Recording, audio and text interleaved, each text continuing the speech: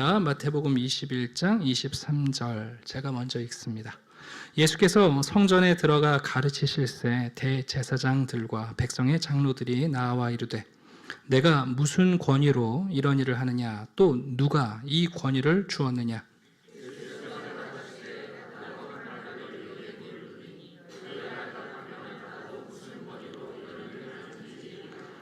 요한의 세례가 어디로부터 왔느냐 하늘로부터냐 사람으로부터냐. 그들이 서로 의논하여 이르되 만일 하늘로부터라 하면 어찌하여 그를 믿지 아니하였느냐 할 것이요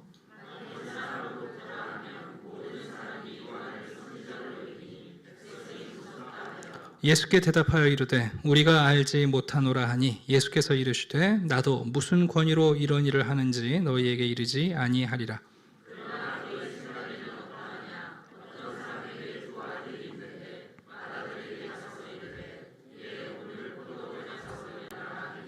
대답하여 이르되 아버지 가겠나이다 하더니 가지 아니하고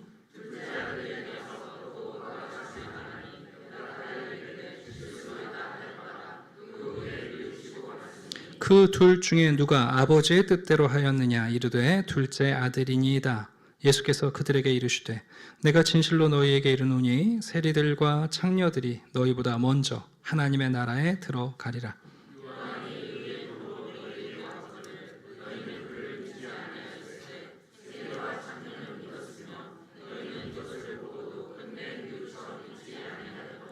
다른 한 비유를 들으라. 한 집 주인이 포도원을 만들어 산 울타리로 두르고 거기에 집자는 틀을 만들고 망대를 짓고 농부들에게 새로 주고 타국에 갔더니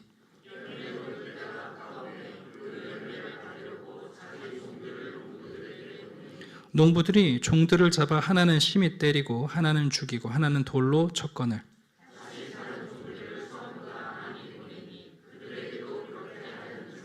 후에 자기 아들을 보내며 이르되 그들이 내 아들은 존대하리라 하였더니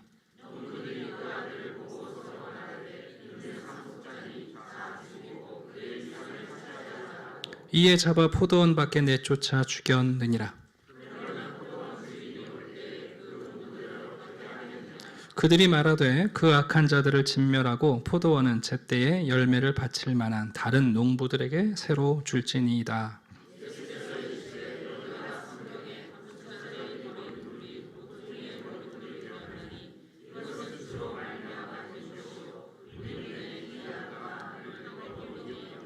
그러므로 내가 너희에게 이르노니 하나님의 나라를 너희는 빼앗기고 그 나라의 열매를 맺는 백성이 받으리라.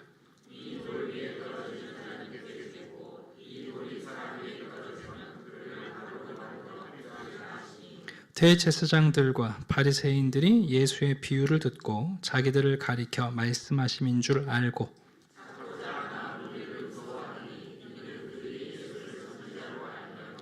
예수께서 다시 비유로 대답하여 이르시되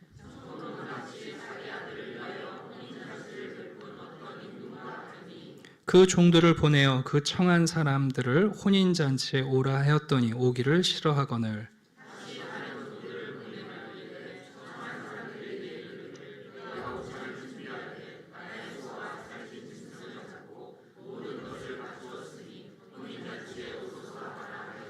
그들이 돌아보지도 않고 한 사람은 자기 밭으로 한 사람은 자기 사업하러 가고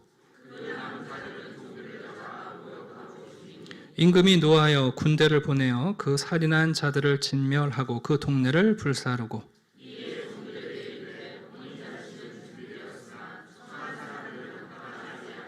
내 거리 길에 가서 사람을 만나는 대로 혼인 잔치에 청하여 오라 한대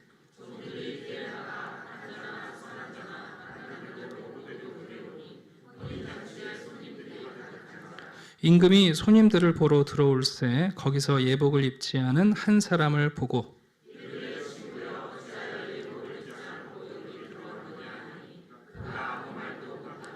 임금이 사환들에게 말하되 그 손발을 묶어 바깥 어두운 데 내던지라. 거기서 슬피 울며 이를 갈게 되리라 하니라. 청함을 받은 자는 많되 택함을 입은 자는 적으니라. 아멘. 우리는 지난주에 예수님께서 들려주신 매우 무거운 말씀을 들었습니다. 예루살렘 성에 들어오신 예수님이 성전에 가셔서 매매하는 자들, 물건을 파는 자들과 사는 자들을 다 내쫓으시고, 그리고 그 성전을 향하여 도적의 굴열이라고 저주하십니다. 그리고는 오히려 물건을 팔 수도 없고 살 필요도 없는 안진뱅이와 맹인들을 고쳐주시고, 그리고 또 물건을 살 수 없는 어린아이들의 찬양을 받으십니다. 여러분, 이 일 이후에 예수님께서 무화과나무를 저주하시는데, 그 무화과나무가 예수님의 저주의 심판을 받아 말라버리는 것을 제자들이 보고 놀랄 때 예수님께서 말씀하시는 거죠. 내가 무화과나무를 저주해서 그 무화과나무가 심판을 받았다면, 내가 성전을 저주했다면 성전은 어떻게 되겠느냐. 네. 유대인들은 성전을 철석같이 믿고 있는 거 아닙니까? 네. 나중에 마태복음 24장을 가도 또 제자들이 못 알아들어요. 그래서 예수님한테 성전 보라고 그러면서 예수님 정말 대단하지 않습니까? 이러고 예수님께 자뻑하는 장면이 나와요. 예수님께서 말씀하시는 거죠. 내가 저주하면 무화과나무뿐만 아니라 성전과 성전산도 무너진다. 그러나 저 성전이 무너지는 게 너희들에게 손해가 아니다. 오히려 참된 성전이신 예수 그리스도 안에서 기도할 때에, 성전이 아버지께 기도하는 집인데 진짜 성전이 예수 그리스도이시고 그리스도 안에서 우리는 하나님을 만난다. 하나님의 모든 것을 받을 수 있다 하고 우리에게 가르쳐 주십니다. 자, 오늘 본문은 그 연장선에 있습니다. 예수님께서 성전에서 행하신 일을 보고 대제사장과 장로들, 대제사장은 성전의 모든 권한을 가지고 있는 사람 아닙니까? 장로들은 당시 이스라엘 민족들의 정치, 사회, 문화, 종교를 결정하는 결정권을 가지고 있는 사람들입니다.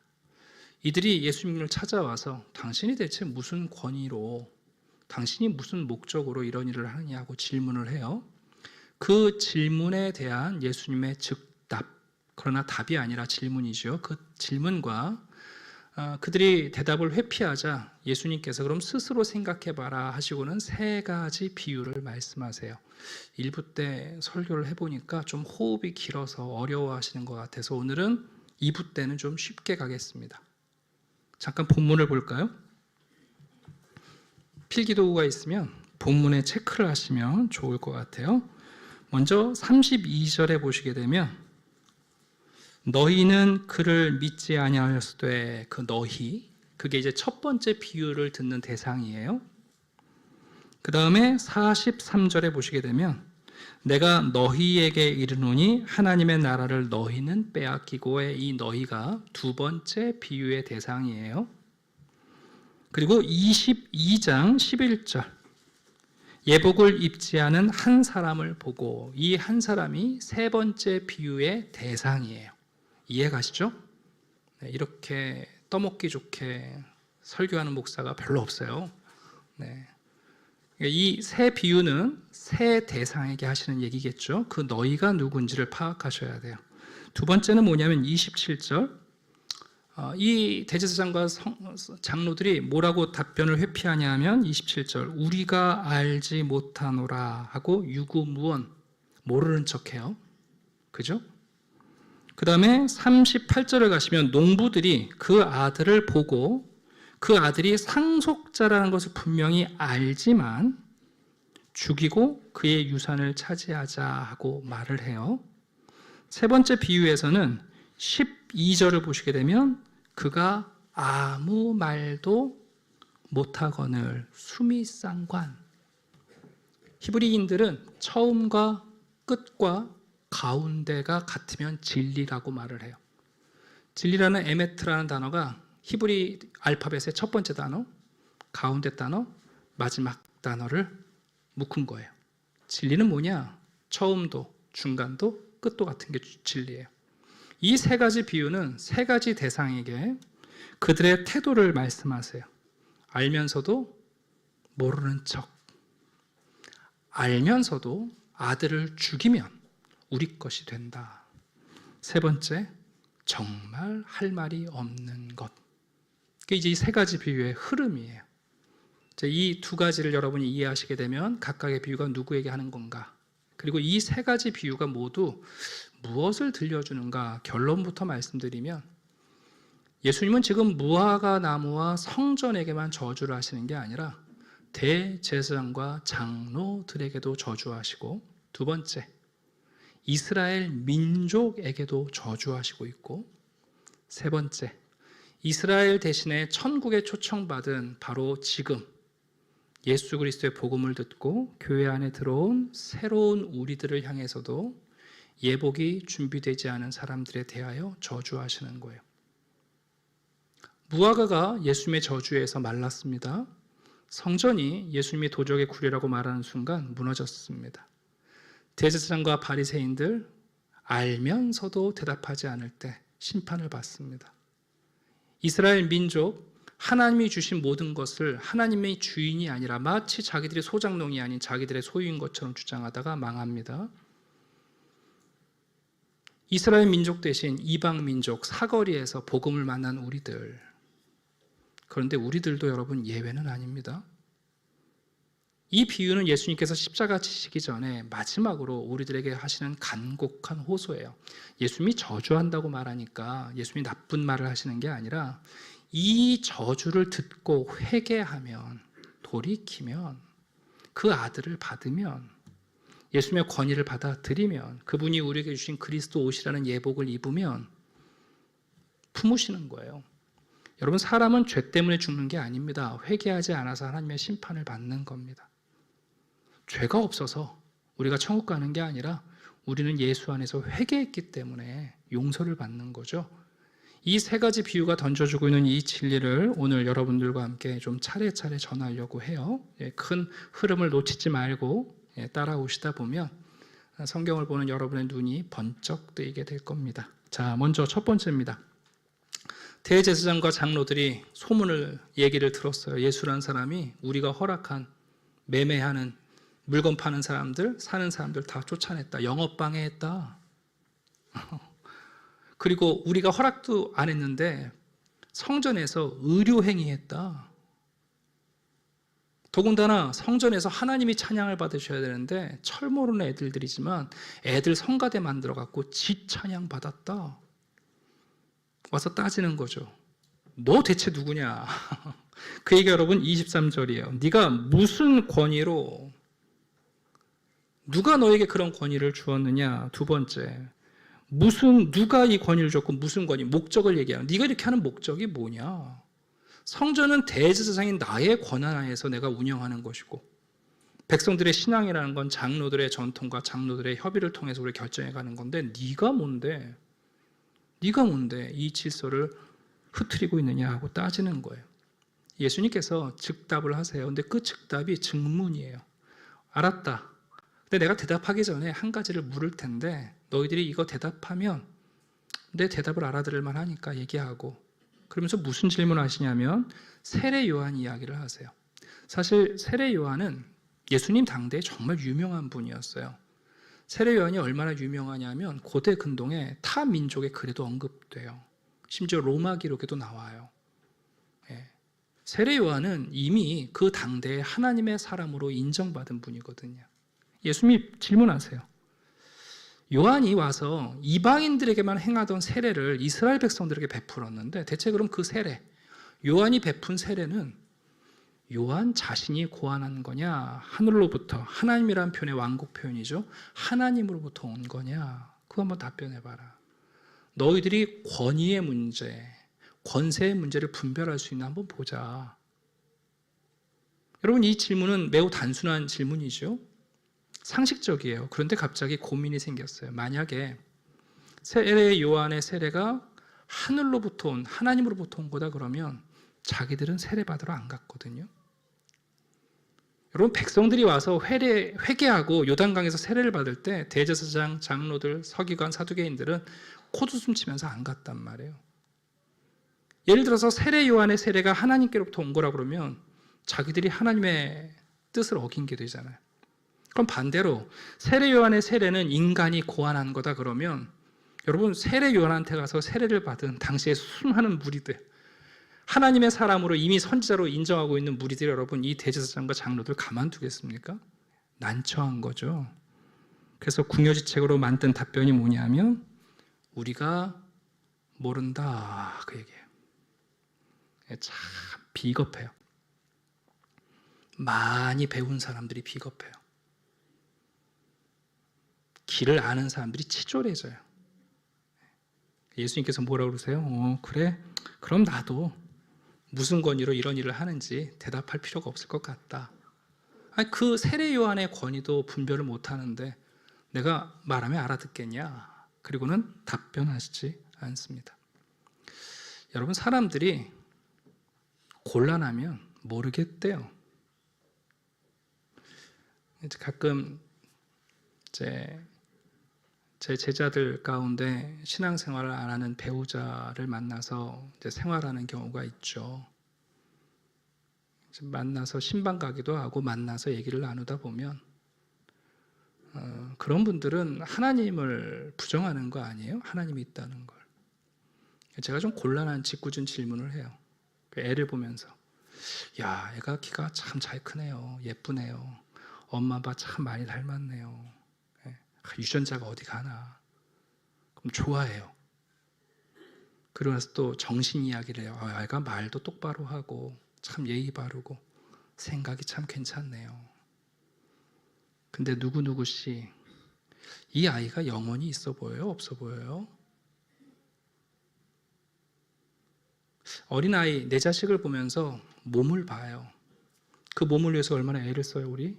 유기농 음식 먹이려고 하고 좋은 옷 입히려고 그러고 그 아이의 정신을 위해서 우리가 얼마나 애를 써요? 그럼 한번 물어봅시다.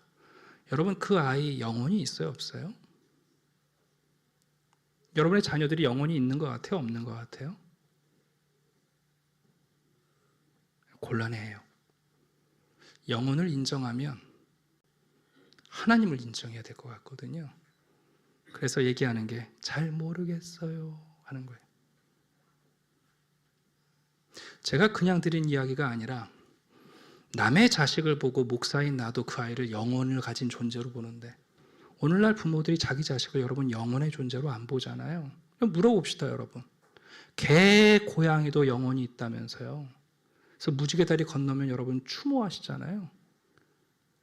개, 고양이도 영혼이 있다면서요. 끝이 아니라면서요. 근데 왜 여러분 여러분의 자녀들을 보면서 영혼이 있다는 걸 못 믿으십니까? 육체를 위해서 먹이죠. 정신을 위해서 교육시킵니다. 영혼을 위해서 뭐 해줄 수 있으세요? 모르겠어요. 여러분 지금 대제사장과 장로들이 하는 게 바로 그 꼴인 거예요. 여러분 이 단순한 답변을 모릅니까? 네, 모르겠습니다. 그래서 예수님께서 거기서 끝내지 않으세요.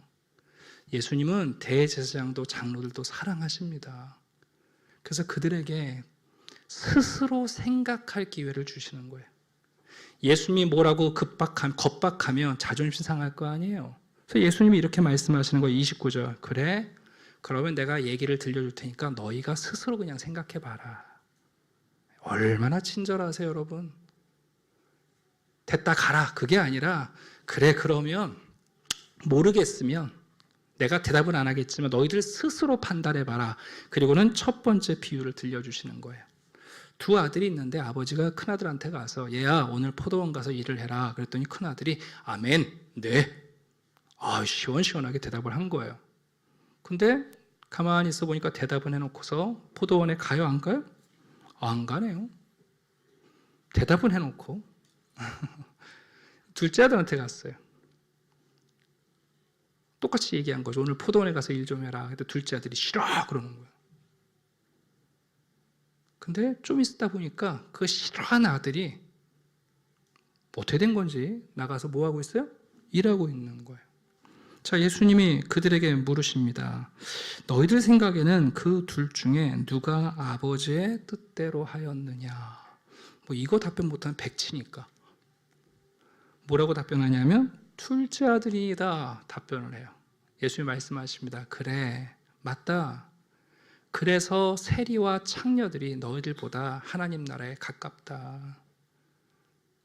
세례 요한이 회개하라 외쳤을 때 사실 세리와 창녀들은 하나님의 율법에 싫어요 외친 죄인들이지만 세례 요한의 말을 듣고 회개하고 세례를 받고 삶을 돌이키고 오는 하나님의 나라를 준비한 사람들, 둘째 아들이지만 너희들은 성전에서 하나님의 율법을 줄줄줄 외면서 다 아는 것처럼 아멘, 아멘, 아멘 했지만 너희들은 지금도 포도원에 가지 않고 있는 거 아니냐. 요한이 의의 도로 너희에게 왔거늘 너희는 그를 믿지 아니하였으되 세리와 창녀는 믿었다. 너희는 이것을 보고도 끝내 뉘우쳐 믿지 않았다. 여러분, 사람이 갖추어야 할 능력이 있는데요, 그게 뭐냐면 회개하는 능력입니다. 어떤 분들은 자기는 평생 잘못했단 말 한 번도 안 했다는 걸 자랑하는 분들이 있어요. 여러분, 사람은요 유일하게 반성하는 동물이에요. 우리가 잘못한 게 있으면 용서를 구하고 잘못했다고 말하는 것, 여러분 이건 너무 중요한 영혼의 작용 아닙니까? 네. 자, 33절 볼까요? 거기서 끝나지 않았어요. 다른 한 비유를 들으라. 지금 많은 무리와 이스라엘 백성들 앞에서 대제사장과 장로들에게 이 비유를 들려주시고 나서 예수님은, 근데 이게 장로들과 대제사장의 이야기가 아니라 이스라엘 민족, 너희들 모두의 이야기라는 거예요. 자, 두 번째 비유는 이런 거죠. 한 주인이 포도원을 만들어서 이사야의 이미지예요. 이 얘기를 하면 유대인들은 이게 다 이스라엘이라는 국가, 민족을 말하는 걸 알아요. 좋은 포도원을 만들고 즙틀을 만들고 망대를 짓고 완벽한 포도원을 만든 다음에 여러분 농부들에게 소작농이죠, 맡기고 갔어요. 농사 잘 지어라. 때가 되면 내가 세를 좀 받으러 오겠다. 내 거니까. 근데 여러분, 한참 후에 이제 열매 거둘 때가 돼서 종들을 보냈어요. 그랬더니 이 소작농들이요, 종에게 소작물을, 추수물을 주는 게 아니라 그 종들을 때려요. 심지어 그 종들을 죽여요. 그리고 종들에게 돌로 쳐요. 주인이 황당한 거잖아요. 이거 봐라. 아니, 내가 포도원 내 소유라서 맡기고 왔는데 내가 종들을 보내서 열매를 내놓으라고 그랬더니 이 열매를 안 내놓나? 그러면서 이번에는 누구를 보내냐면 아들을 보내는 거예요. 근데 아들은 세를 받으러 간 게 아니에요. 여러분, 본문을 읽어보세요. 이 아들은 종들이 실패한 세를 받으러 간 게 아니라 그 농부들을 회개케 하려고 간 거예요. 너희들이 포도원의 주인이 아니라 바로 우리 아버지가 이 포도원 주인이고 장차 내가 상속받을 거다. 니들 거 아니다. 그거 깨닫게 하려고 지금 아들을 보낸 거예요. 종들이 실패한 세금 거두러 간 게 아니라 종들을 죽이는 그 농부들을 회개케 하려고 갔다는 거예요. 근데 여러분, 아들이 오니까 이 사람들이 알아요? 몰라요? 알아요. 포도원 주인의 아들이요, 이 아들이 포도원의 상속자라는 걸 알아요. 알면서 뭐라고 결정하냐면, 야, 잘됐다. 저 아들만 죽이면 포도원 진짜 우리 거 되겠다. 그리고는 그 아들을 여러분 죽였다는 거예요. 예수님이 또 질문하십니다. 포도원 주인이 올 때에 그 농부들 어떻게 하겠냐? 그랬더니 대제사장, 장로들, 그리고 뒤에 45절 보시면 바리새인들, 그리고 포함된 모든 이스라엘 백성들이 이구동성으로 말합니다. 그 악한 자들은 진멸하고 씨를 말리지 말고 그 포도원을 새 잘 내는 사람한테 맡겨야죠. 뭐 당연한 얘기를. 그때 예수님께서 42절에서 시편 118편을 인용하십니다. 예수님께서 예루살렘 성에 들어오실 때 시편 118편 인용하셨는데 이건 일종의 언어 유희가 작동하고 있어요. 여러분, 아재 개그 AI가 못 알아듣는다고 그러잖아요. 네, 여기 사실 아재 개그가 있는 거예요. 언어 유희. 뭐냐 하면 히브리 말에는 아들과 돌이 발음이 같아요. 아들이 벤이고 돌은 에벤이에요. 여러분, 에벤에셀 그러면 도움의 돌인 거 아시죠? 그 에벤이 돌이고 아들이 벤이에요. 벤 뭐뭐 그럼 누구누구의 아들이라는 뜻인데, 영어도 마찬가지예요. 아들을 son이라고 하고 돌을 거기에 가운데 t를 넣어가지고 스톤이 되는 거거든요. 아들과 돌이 언어 유희를 갖고 있는 거예요. 지금 이 비유들을 보면 아들에 대한 비유가 연결되어 나와요. 다음 비유도 아들의 혼인잔치로 이야기가 돼요. 그죠? 근데 여러분, 돌을 쳐서 선지자들을 죽여요.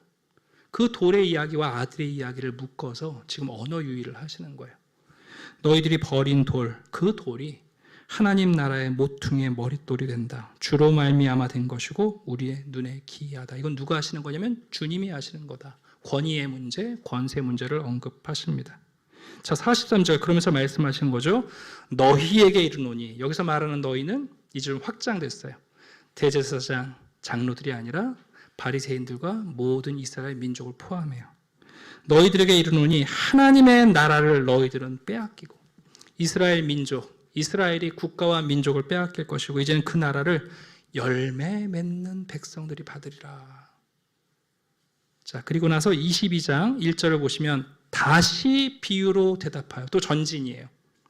아까 말씀드린 열매 맺는 백성이 받으리라 하시고 세 번째 비유를 얘기하세요. 천국은 마치 아들을 위하여 혼인잔치를 베푼 임금과 같다. 혼인잔치를 준비하면서 임금이 자기 백성들을 초대한 거죠.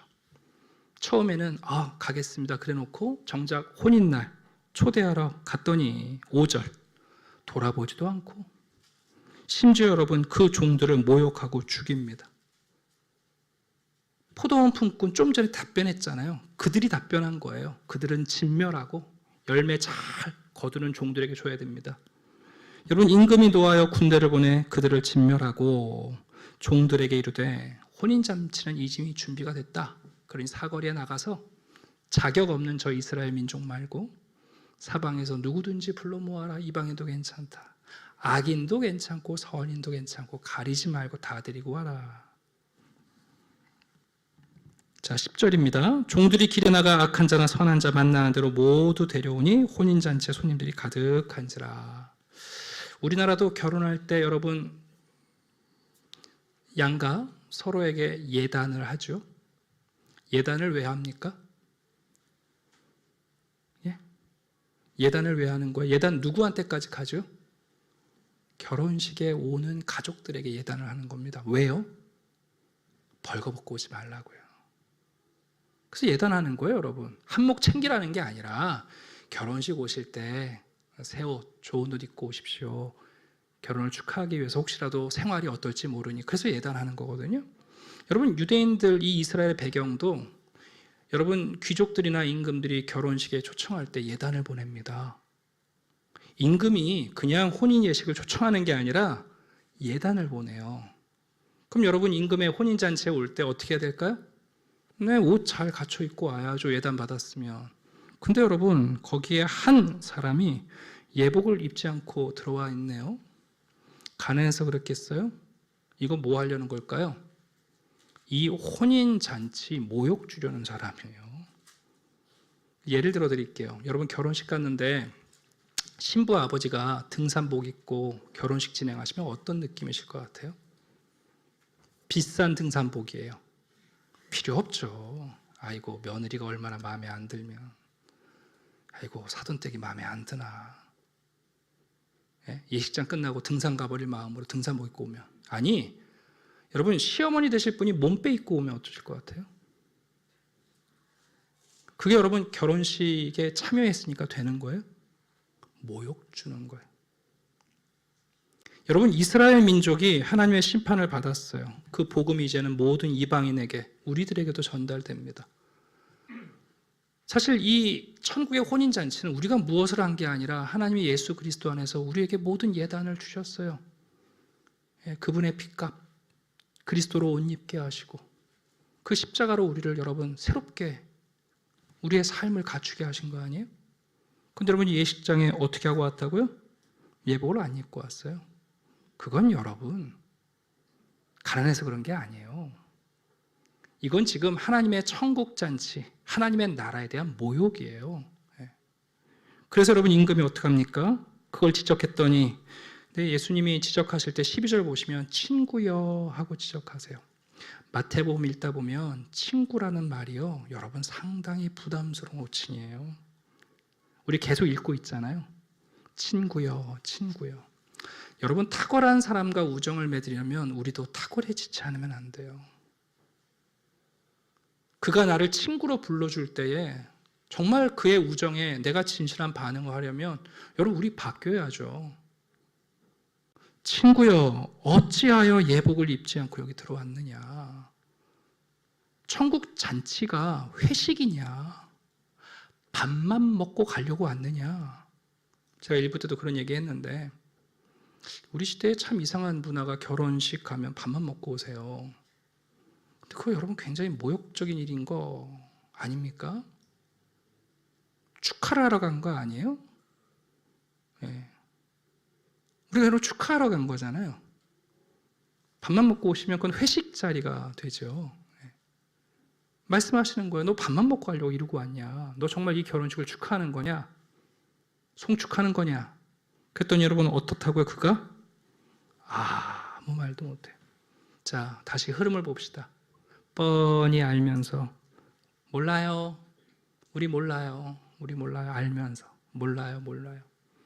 알면서 아들을 죽이면 내 것이 될 것 같아서 알면서 살인을 행하고, 심지어 여러분 할 말이 없는 거죠.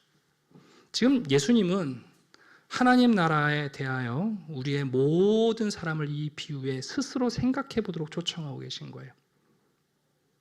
여러분, 예수님의 저주는 바로 심판이에요.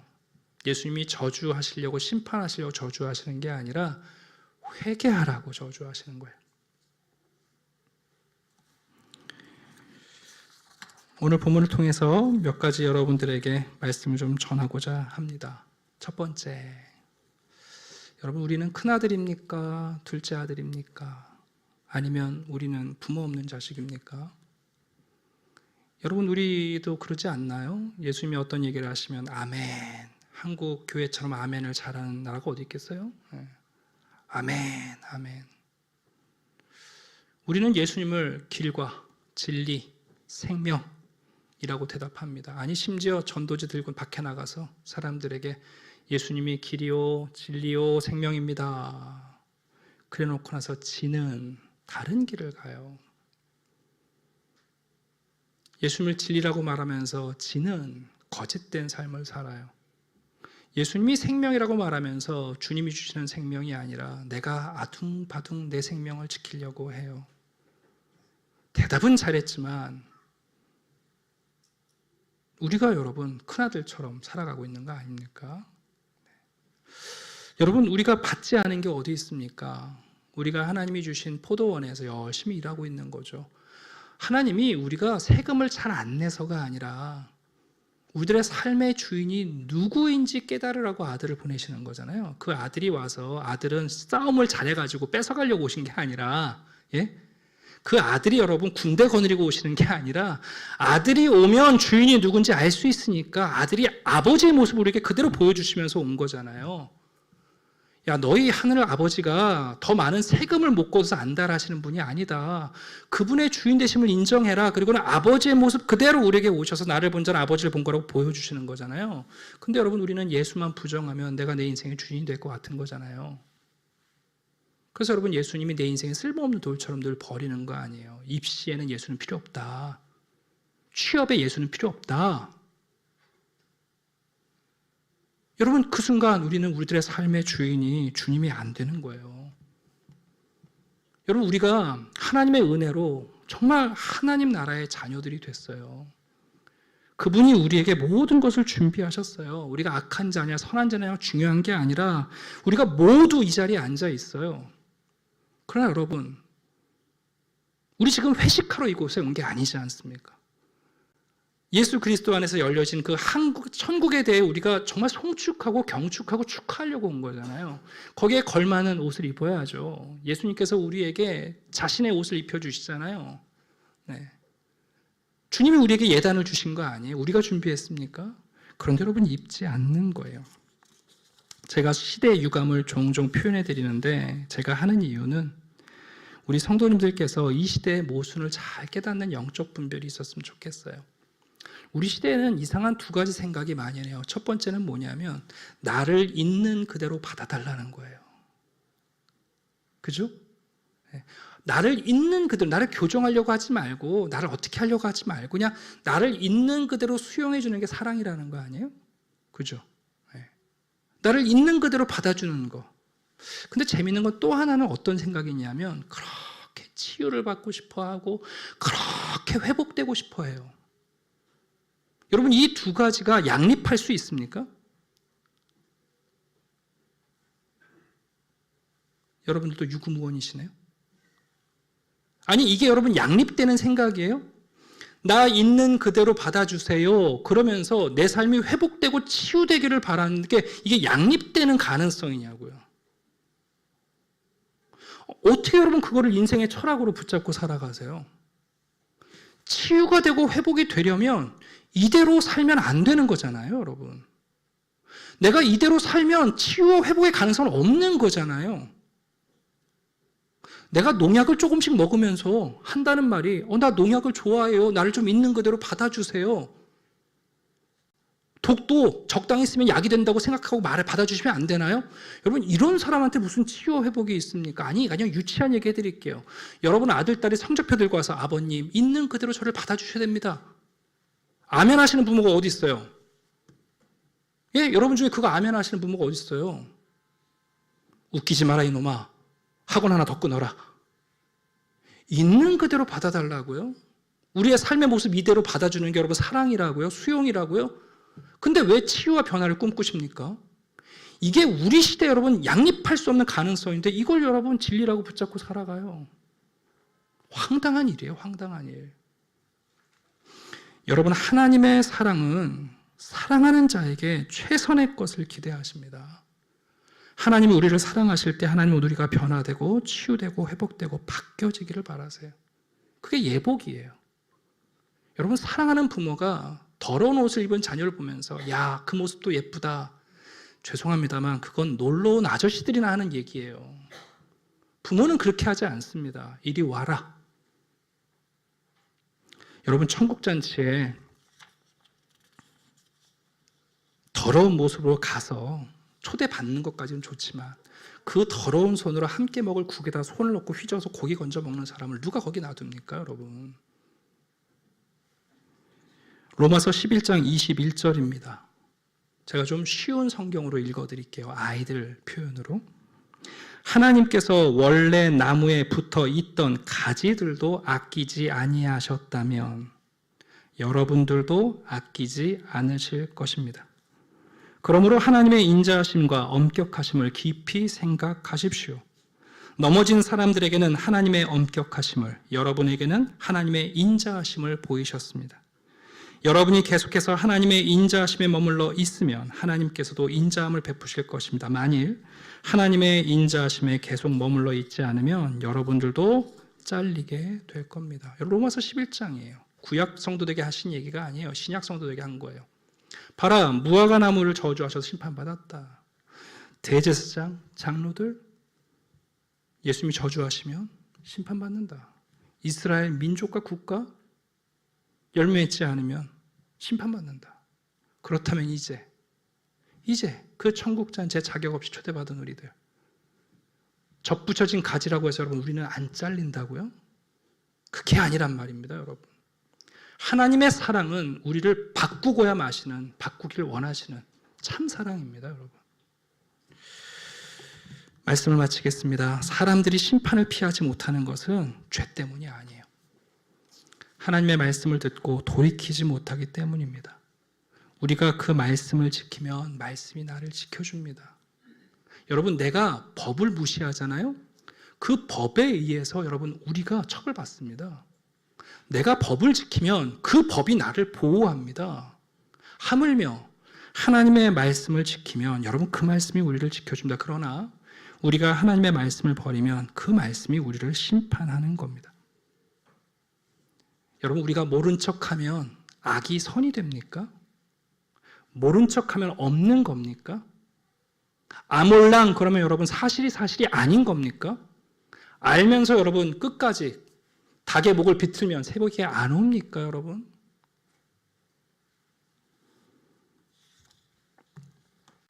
오늘 이 말씀은 모든 인류에게 주시는 말씀이에요. 먼저 부름받은 이스라엘 민족도, 그들 가운데 세워진 지도자들에게도, 어쩌면 복음의 시대를 살아가는 우리에게도 똑같은 이야기예요. 제가 선으로 말씀드렸잖아요. 아니 개고양이한테 영혼이 있다고 얘기하면서 왜 여러분 자기의 영혼을 부정합니까? 진짜 모르는 겁니까? 아니면 모르기로 작정한 겁니까? 그냥 모르기로 작정하고 부정하고 살면 우리 인생 그냥 행복해질까요, 여러분?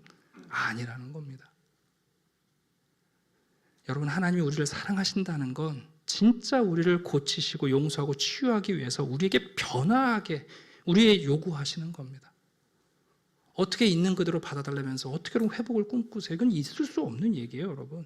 의사 선생님, 칼은 대지 마시고 고쳐주세요 라는 말과 같은데 세상에 그런 어리석음이 어디 있습니까? 오늘 이 말씀을 우리 예수님이 십자가 지시기 전에 던지시는 말씀이에요. 예수님이 저주하려고 하시는 말씀이 아니라 사랑해서 하시는 말씀이에요. 십자가를 지고 가실 때 여자들이 울잖아요. 예수님 고통당한 거 보고. 예수님 뭐라고 그러세요? 나를 위해 울지 말고 너희와 너희 자녀들을 위해서 울라고 그러세요. 예수님의 십자가는 하나님의 저주가 아니거든요. 그러나 백성들의 평안함은 하나님의 무서운 진노예요.